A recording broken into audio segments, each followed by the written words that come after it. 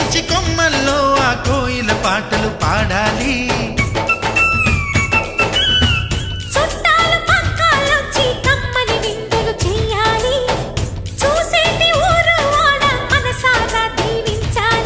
నలుగురు కలిసి చేతులు కలిపి మన కలలన్నీ పండించాలి.